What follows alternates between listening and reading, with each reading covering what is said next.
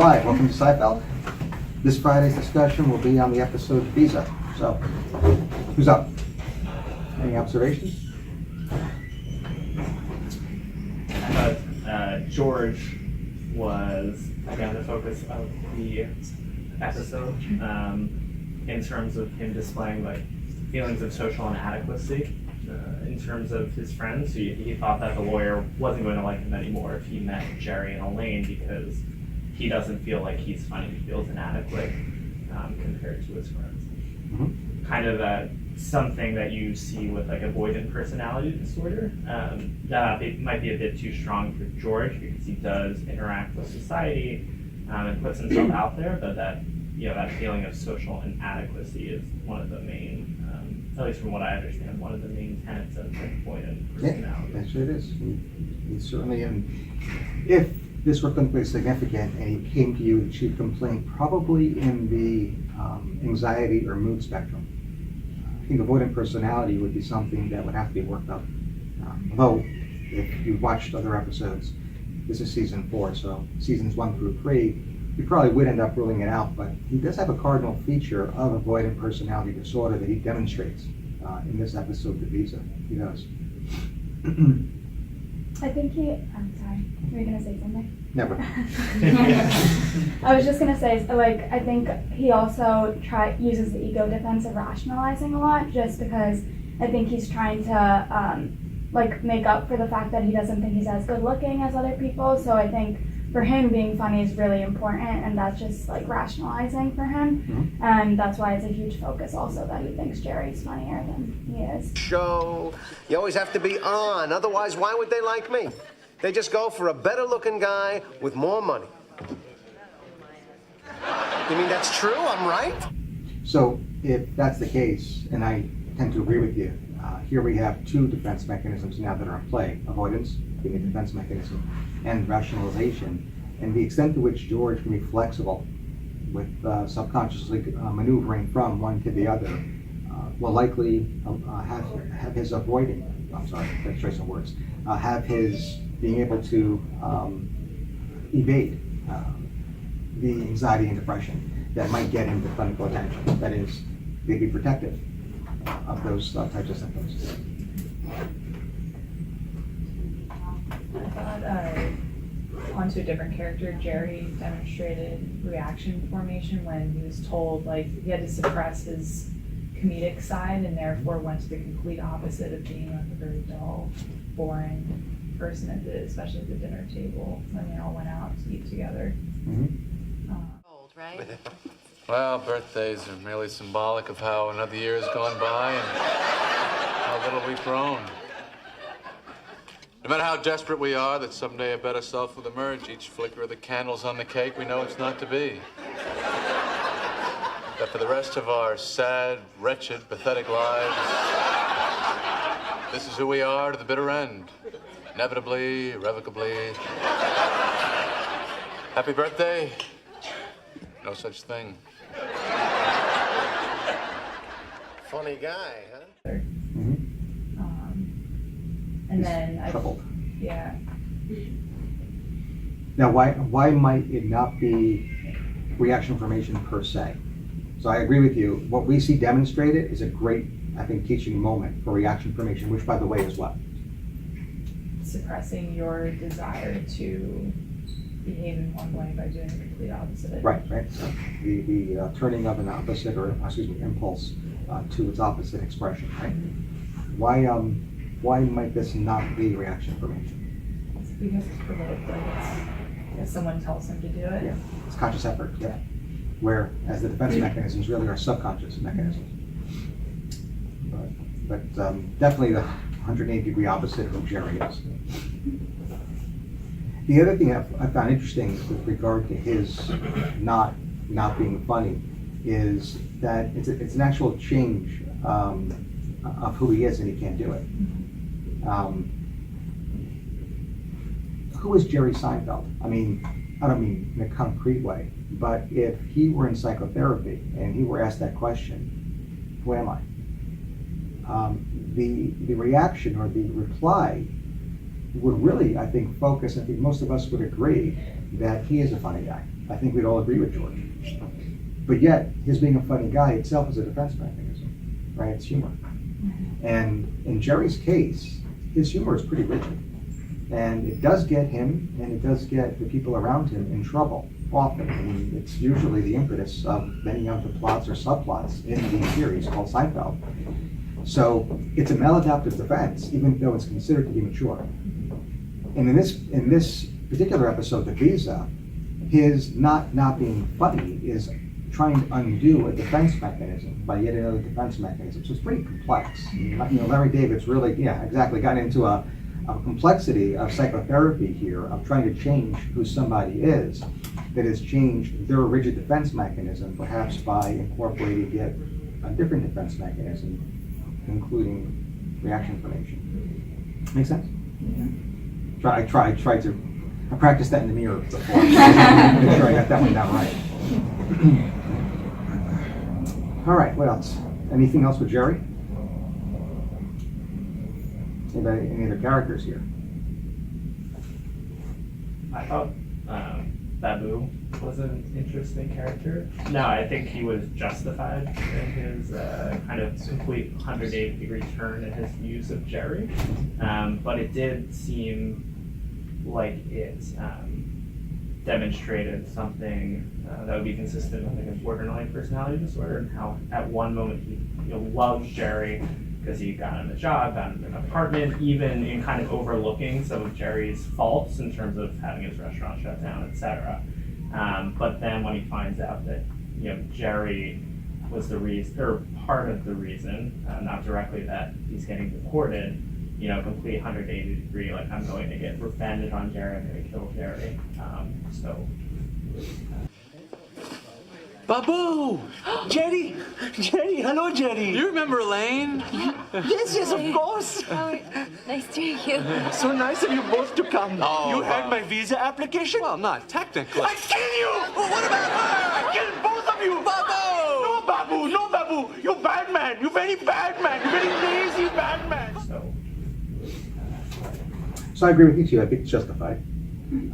However, in clinical practice, there will be a prompt that the individual turns, and that's a great demonstration of it. Now, again, in this case, the psychosocial stressor is probably intense enough to justify behavior that we see. So, given that, but it doesn't stop us from teaching with regard to what splitting is. The idealization followed by rapid devaluation of usually a person. And Babu's inability to understand that Jerry, whether it's his saving his restaurant or lending to his deportation, is the same person who actually embodies both positive and negative qualities all the time. That's the gray where we all live.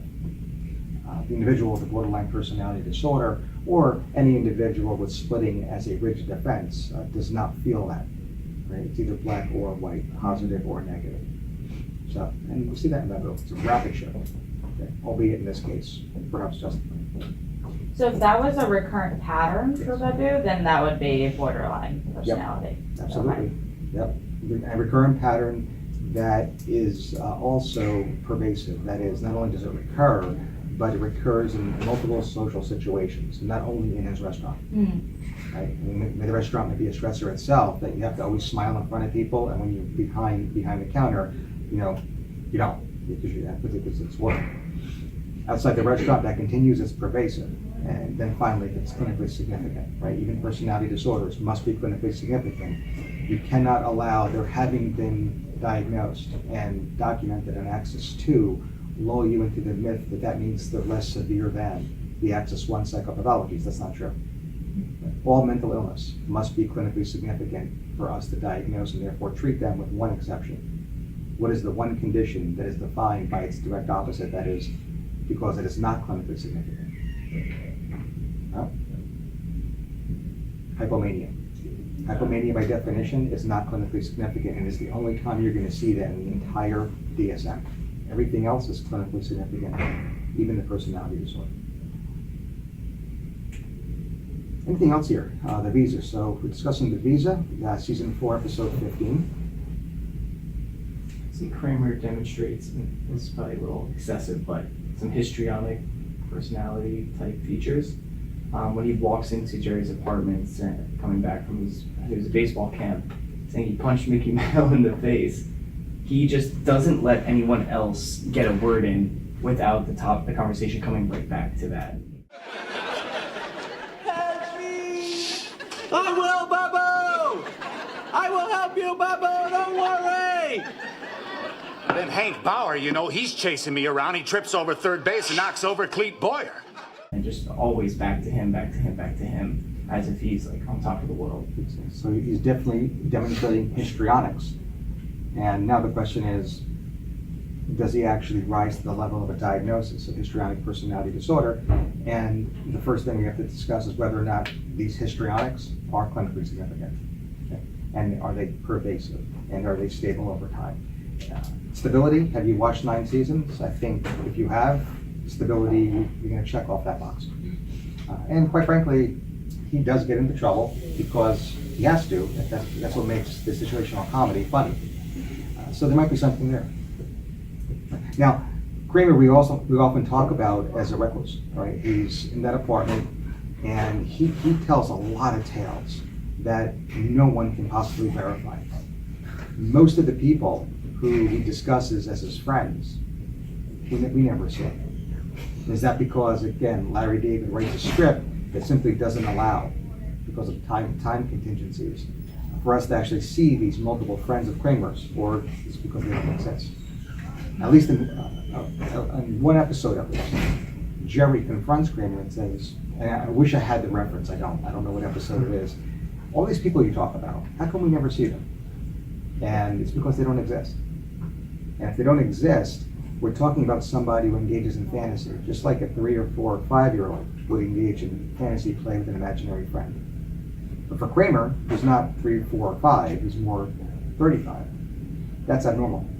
And if it's not normal and it's clinically significant, you likely have the development of a personality disorder, specifically the schizoid personality disorder, where fantasy play in an adult lends to clinically significant behavior. I thought it was a great quote by Jerry here that when, I think it was Jerry, George, when he says that Kramer's entire life is a fantasy camp. He actually uses the F-bomb, fantasy camp, because fantasy is a Freudian defense mechanism, or ego defense mechanism. When did Kramer pick it up? Because he's at that baseball fantasy camp in Florida. Oh, yeah, right. When's he coming back? Monday, I think.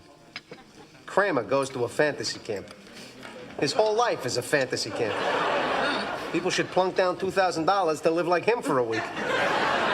Do nothing, fall ass backwards in the money, mooch food off your neighbors, and have sex without dating. That's a fantasy camp.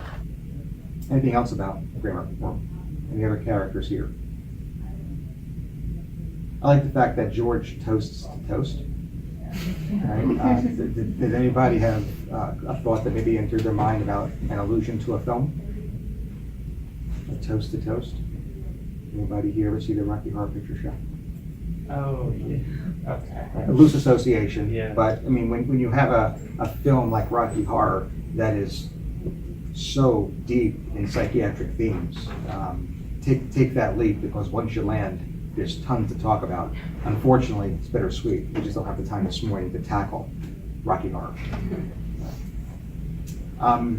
Is this the episode where King says "Hasta la vista, baby"? Yes. Okay. So what's that a reference to? Terminator 2, yeah. So, we'll merge the two. I know that this is sacrilege, but we'll merge the Terminator franchise together. What's the Terminator about, the original movie? How about if I ask you to put your psychiatry caps on? What's the Terminator really about?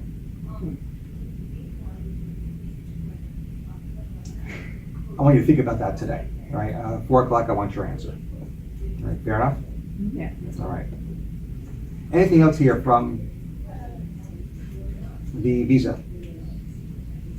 Nope. All right. So we'll be back with Psyfeld next Tuesday at 9 o'clock. I will tweet the episode, and I will also tweet what films to watch over the weekend, so you guys get to spend your week and have some fun.